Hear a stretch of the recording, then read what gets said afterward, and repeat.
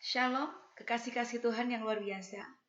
Saya Elisa Yanti dari Kota Bandung kembali ingin menggemakan suara kebangkitan yang saat ini sedang Tuhan nyatakan kepada kita semua yang setia menantikan firman Tuhan, menantikan Tuhan di akhir zaman ini.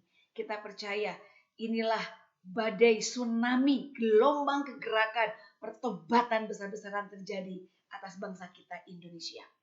Saya ingin membagikan apa yang Tuhan nyatakan, Tuhan bukakan pada tanggal 31 Maret 2020, dini hari, saat itu saya sedang pujian penyembahan, saya dibuat gelisah, tidak bisa tenang. Dan akhirnya saya berusaha untuk menenangkan diri dengan pujian penyembahan dan sekitar jam 1, jam 2, tiba-tiba Roh Kudus mendorong saya dengan jelas sekali, perhatikan lukisan depanmu. Perhatikan lukisan di depanmu. Dan di depan saya memang ada sebuah lukisan. Itu lukisan Yesus yang dimahkotai duri. Saya pandang lukisan itu, tetapi saya tidak mendapatkan sesuatu. Dan akhirnya saya kembali lanjutkan pujian penyembahan. Tiba-tiba Roh Kudus ingatkan saya lagi. Kamu buka kitab Yohanes 19. Yohanes 19. Saya akhirnya ambil Alkitab dan saya buka kitab Yohanes 19. Dan saya terheran-heran karena di kitab Yohanes 19 itu dimulai dengan adegan bagaimana Yesus dimahkotai duri. Wah, saya terhentak sekali dan akhirnya saya mulai mengejar Tuhan. Saya menantikan apa yang sedang Tuhan nyatakan. Suara Kudus terdengar lagi. COVID-19. Saya berpikir, apa hubungannya kitab Yohanes 19 ini dengan COVID-19? Saya berdiam diri, saya mulai kembali memuji Tuhan, menyembah Tuhan. Tetapi saya tidak mendapatkan apa-apa. Nah, ketika saya mulai menyerah, Roh Kudus dorong saya kembali. Ambil ballpoint dan kertas. Akhirnya saya mencari ballpoint dan kertas. Setelah ballpoint di tangan saya, tuliskan ini. Tangan saya mulai orat-oret, mulai dari mahkota duri, terus saya tulis COVID-19, dan tiba-tiba sebuah hikmat dibukakan. Wow, 19. Ini COVID itu kan singkatan dari Corona Virus Disease. Akhirnya saya mulai terinspirasi untuk mencari arti kata corona. Dan ternyata arti kata corona itu dalam bahasa Latin itu artinya mahkota. Langsung saya buka internet, saya lihat gambar-gambar corona itu memang dilambangkannya itu kan dengan lingkaran yang berduri. Lalu saya mulai, wah Tuhan saya berbicara apa ini dengan mahkota duri ini? Lalu saya mulai pelajari kitab Yohanes 19 ini. Ya, kita buka sama-sama kitab Yohanes 19. Di ayat 2-nya dikatakan, prajurit-prajurit menganyam sebuah mahkota duri dan menaruhnya di atas kepalanya. Mereka memakaikan dia jubah ungu. Artinya mahkota duri ini bukan terletak begitu saja lalu diberikan kepada Yesus, tetapi mereka sengaja menganyam mahkota duri. Untuk apa? Nah, kalau kita lihat dalam kitab Matius 27, adegannya lebih jelas sekali di sini dikatakan mereka menganyam sebuah mahkota duri dan menaruhnya di atas kepalanya, lalu memberikan dia sebatang bulu di tangan kanannya, kemudian mereka berlutut di hadapannya dan mengolok-olok dia, katanya, "Salam, hai Raja orang Yahudi." Ini adalah sekelompok orang yang mengolok-olok. Lalu saya diingatkan tentang pergerakan antikris yang Tuhan bukakan tahun 2018 di Lembah Kemenangan. Kami mendapatkan tuntunan bahwa 2 tahun ke depan ini ada satu kegerakan daripada antikris yang akan menggoncang, yang akan membuat umatku menjadi goyah imannya dan akan banyak orang menyangkal namaku. Nah, Bapak Ibu kasih dalam Tuhan, ini yang sedang terjadi bukan saat ini. Gereja sedang tergoncang, pemimpin-pemimpinnya banyak yang dipanggil Tuhan. Ini pencobaan yang luar biasa. Bagi saya, tragedi ini bukan bicara soal kematian seseorang ya, tetapi berbicara kematian karena saya percaya bahwa apa yang ditulis dalam firman Tuhan, bahwa pada akhirnya seluruh muka bumi ini akan mati. Bicara kematian itu bicara ketetapan Tuhan, tetapi yang membuat saya hari-hari ini menjadi gelisah, menjadi prihatin itu ketika peristiwa ini menggoncang iman orang-orang percaya. Krisis iman sedang terjadi, ya. Ini gereja dibuat tidur. Ini gereja dibuat tidur. Nah, Bapak Ibu, kita lihat saat ini gereja ditutup ya karena kondisi COVID-19 ini. Gereja juga ditinggalkan, pura-pura juga ditinggalkan, tempat-tempat ibadah ditinggalkan. Lantas ketika saya terus bertanya sama Tuhan saya berbicara apa? Baru saya dibukakan satu pengertian bahwa anakku, ini mahkota duri. Ini mahkota duri. COVID-19 ini, betul ini sesuatu yang dirancang oleh si jahat. Antikris sedang merancangkan ini semuanya. Kenapa? Karena masanya sudah dekat. Masa memerintah dia sudah dekat. Jadi ini sesuatu yang dianyam, sesuatu yang dirancang. Ini rancangan si jahat. Tapi dengar anakku, ini pun juga waktu yang bersamaan.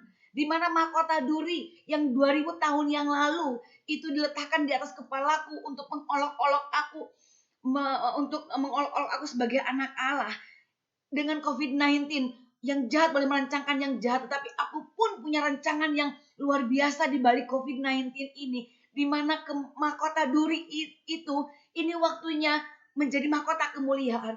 Penyakit ini tidak akan mendatangkan kematian, tetapi ini waktunya anak Allah dinyatakan kemuliaannya.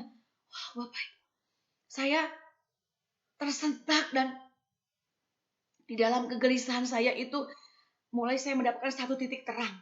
Saya punya satu pengharapan yang besar. Bapak Ibu kasih dalam Tuhan, akhirnya malam itu saya bertanya, Tuhan, ini tragedi apa yang sedang terjadi? Kalau memang Engkau berkata bahwa ini waktunya anak Allah akan dinyatakan lewat COVID-19 ini, mahkota duri ini waktunya menjadi mahkota kemuliaan. Bagaimana Tuhan kami semua bisa dilepaskan sementara yang terjadi pemimpin-pemimpin kami, ini gereja sedang berduka, kami kehilangan pemimpin-pemimpin yang luar biasa. Ini apa yang terjadi Tuhan? Bahkan ibadah-ibadah ditutup.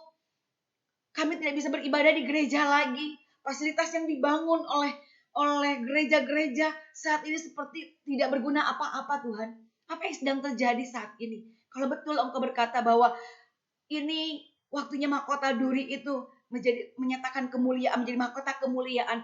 Ini waktunya anak Allah kemuliaannya dinyatakan. Tapi kenapa justru saat ini gereja, saat ini krisis iman sedang terjadi? Tuhan katakan, anakku, saat ini aku sedang menguduskan bait suciku.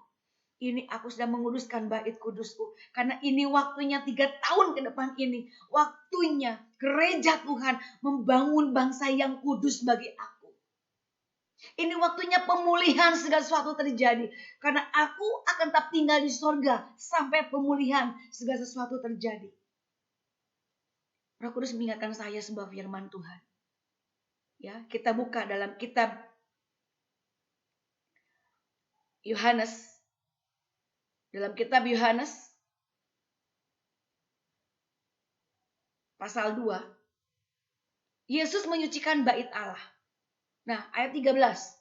Ketika hari raya Paskah, orang Yahudi sudah dekat, Yesus berangkat ke Yerusalem. Nah, Bapak Ibu kasih dalam Tuhan, ini bukan sebuah kebetulan. Peristiwa COVID-19 terjadi sebelum hari perayaan Paskah. Nah, kita lihat di sini ya. Dalam bait suci didapatinya pedagang-pedagang lembu, kambing, domba, merpati, penukar-penukar uang duduk di situ. Ia membuat cambuk dari tali lalu mengusir mereka semua dari bait suci dengan semua kambing, domba, dan lembu mereka. Uang penukar-penukar dihamburkannya ke tanah dan meja-meja mereka dibalikannya. Kepada pedagang-pedagang merpati ia berkata, ambil semua ini dari sini. Jangan kamu membuat rumah Bapakku menjadi tempat berjualan. Nah, Bapak Ibu kasih dalam Tuhan. Saat itu Tuhan bukakan firman ini. Di sini dikatakan Ini waktunya Yesus berangkat ke Yerusalem. Apakah itu Yerusalem? Yerusalem adalah persekutuan. Persekutuan orang-orang percaya. Nah Bapak Ibu, kalau saat ini gereja ditinggalkan, bukan berarti Tuhan berdiam diri. Tapi ini semua rencana Tuhan, rancangan si jahat diubah menjadi rancangan kemuliaan. Sebagaimana terjadi kepada Haman dan Mordekai. Di hari yang sama, Haman merancangkan kejahatan kepada Mordekai untuk mengadakan pembunuhan besar-besaran. Tetapi di hari yang sama, Tuhan pun Raja Ahasveros merancangkan yang mulia untuk Mordekai dan keselamatan bagi bangsa Yahudi. Hal ini pun yang sedang terjadi Bapak Ibu kasih dalam Tuhan. Nah saat ini kita lihat gambarannya. Tuhan sedang menyucikan bait sucinya. Di sini dikatakan didapatinya pedagang-pedagang lembu, kambing domba dan merpati dan penukar-penukar uang di situ. Pertanyaannya, apakah Yesus baru pertama kali datang ke bait Allah? Tidak Bapak Ibu. Itu bukan untuk pertama kalinya. Bukan untuk pertama kalinya Yesus melihat pedagang-pedagang kambing domba, penukar-penukar uang. Yesus bukan pertama kalinya melihat orang berjualan, berbisnis di dalam bait suci. Itu bukan untuk pertama kalinya Bapak Ibu. Tetapi kenapa selama ini dia diam saja? Tetapi hari itu dia sengaja membawa cambuk, membawa cemeti datang ke bait suci. Dan dia menjungkir balikan semua pedagang-pedagang yang ada di itu. Bapak Ibu kasih dalam Tuhan. Selama ini bukan Tuhan diam saja dengan gereja-gereja yang dibangun oleh kekuatan dunia. Mengandalkan kekuatan dunia. Gereja-gereja yang penuh dengan kenajisan. Gereja-gereja yang berbisnis. Selama ini bukan berarti Tuhan biarkan itu berdiri tegak. Tuhan katakan semua ada waktunya. Tapi ketika waktunya Tuhan menyucikan bait suci. Tidak ada satu orang pun. Tidak ada satu gereja pun bisa berdiri di hadapan Tuhan. Di sini dikatakan dia datang membawa cambuk. Mengusir mereka semua dari bait suci. Nah Bapak Ibu, fenomena ini yang sedang kita lihat saat ini. Tuhan mengusir orang-orang dari bait suci. Orang-orang apa? Orang yang berbisnis. Orang-orang yang melakukan perdagangan. Mengambil keuntungan dari ibadah-ibadah yang diselenggarakan. Gereja-gereja yang dibangun oleh kekuatan dunia. Gereja yang memakai konsep cara-cara dunia dibawa masuk ke dalam gereja. Patung-patung asal dibawa masuk ke dalam gereja. Ini waktunya pengudusan bait suci itu. Tuhan jungkir balikan semuanya. Diusir semuanya. Uang penukar-penukar. Nah ini penukar-penukar apa? Ini berbicara apa? Ada banyak seruan persembahan. Seruan untuk jemaat membayar persepuluhan, memberikan persembahan. Bukan didorong karena untuk membuat jemaat itu belajar mengucap syukur dengan apa yang Tuhan berikan. Tetapi banyak pengajaran-pengajaran diberikan. Seolah-olah dengan kita memberikan persembahan, engkau akan mendapatkan lebih lagi. Penukar-penukar uang. Bapak Ibu kasih dalam konsep yang salah ini waktunya perbaharui. Kita mau gerakan umat Tuhan mempersembahkan sesuatu. Bukan seperti sesajen. Bukan untuk mendapatkan sesuatu daripada Tuhan. Tapi kita mengembalikan persepuluhan. Kita berikan persembahan yang terbaik untuk Tuhan. Karena kita sudah diberkati. Bukan karena kita minta diberkati. Bapak Ibu kasih dalam Tuhan. Sebelum kita mempersembahkan sesuatu. Tuhan terlebih dahulu telah memberkati kita semuanya. Nah, dan ada satu titik poin yang ditegaskan di sini. Ayat ke-16 dikatakan, Yesus berbicara kepada pedagang-pedagang merpati. Ia berkata, ambil semuanya ini dari sini. Jangan kamu membuat rumah Bapakku menjadi tempat berjualan. Bapak Ibu siapa pedagang merpati? Mereka adalah orang-orang yang selalu menjual urapan, menjual karunia. Dia mempergunakan karunia-Nya, karunia penglihatannya, karunia nubuatannya untuk menyenangkan telinga, untuk menyenangkan hati jemaat agar mendapatkan keuntungan dari pemberitaan-pemberitaannya dia. Banyak hamba-hamba Tuhan yang menjual firman Tuhan untuk mencari keuntungan lewat nubuatannya disampaikan. Nah Bapak Ibu kasih dalam Tuhan, Tuhan yang berbicara kepada pedagang-pedagang merpati. Tuhan yang berbicara kepada hamba-hamba Tuhan, kepada utusan-utusannya, kepada imam-imam Tuhan. Hentikan segala motivasi, pelayanan, pergerakan apapun yang mencari keuntungan. Ini waktunya roh tenung itu keluar dari perempuan, hamba perempuan. Perempuan berbicara gereja. Nah Bapak Ibu kasih dalam Tuhan, ini yang sedang terjadi. Sehingga kita tidak heran kenapa sekarang gereja ditinggalkan, tempat-tempat ibadah ditinggalkan. Tuhan saat ini sedang membuat cambuk. Ya, dia sedang mengusir semua orang-orang yang berjual beli, yang melakukan mencari keuntungan dari ibadah-ibadah yang diselenggarakan. Apa yang harus kita lakukan Bapak Ibu? Apa yang harus kita lakukan? Ini yang terpenting. Ya, dengan peristiwa ini bukan sekedar ibadah pindah ke rumah. Bukan sekedar kita membangun mezbah Tuhan, tapi kita harus menangkap apa yang Tuhan mau. Itu yang terpenting. Kalau kita tidak mengejar apa yang Tuhan kehendaki, mezbah Tuhan yang kita dirikan saat ini itu pun sia-sia. Ini waktunya kita menantikan, kita berseru, kita minta tuntunan Tuhan, bukan menuntut Tuhan lagi. Bapak Ibu, mari kita bangkit hari ini. Kita membangun mezbah Tuhan untuk minta tuntunan daripada Tuhan. Kita mau mengejar apa yang jadi kehendak Tuhan. Hari-hari ini jahat, pergunakan waktu hari-hari ini dengan baik dan bijaksana. Berusaha untuk mengejar apa yang jadi kehendak Tuhan lewat usaha kita, lewat pekerjaan kita. Nah, Bapak Ibu kasih dalam Tuhan. Saya akan lanjutkan apa yang harus kita lakukan di masa Tuhan menyucikan bait suci ini.